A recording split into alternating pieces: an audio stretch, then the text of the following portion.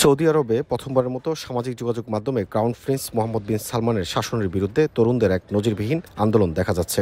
Must youth movement নামে এই তরুণ আন্দোলন শুরু হয়েছে টিকটকে, যা এখন ছড়িয়ে পড়েছে ফেসবুক, এক্স সহ বিভিন্ন সোশ্যাল মাধ্যমে।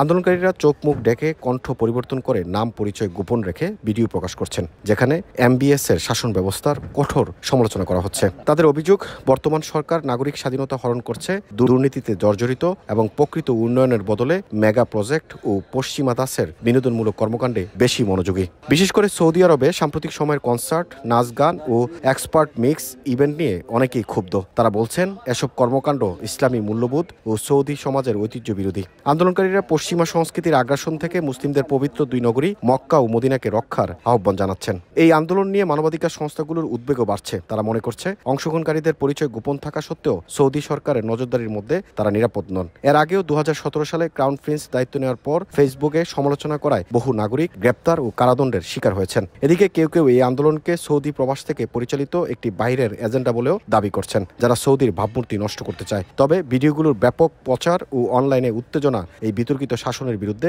জনগণের অসন্তোষকে স্পষ্ট করে তুলছে। সামাজিক মাধ্যমের সীমাবদ্ধতার ভেতর দিয়েও তরুণ প্রজন্মের এমন স্পষ্ট অবস্থান সৌদি আরবের ভবিষ্যৎ রাজনীতিতে নতুন প্রশ্ন তুলছে। Faisal Ahmed Dip, MIB television, desk report. MIB সংবাদ ও সংবাদ সংশ্লিষ্ট অনুষ্ঠান দেখতে ভিজিট করুন www.mibtelevision.tv ও facebook.com/mibtelevision.tv এবং সাবস্ক্রাইব করুন youtube.com/mibtelevision এ। এমআইবি টেলিভিশন, সত্য খবর, সঠিক খবর।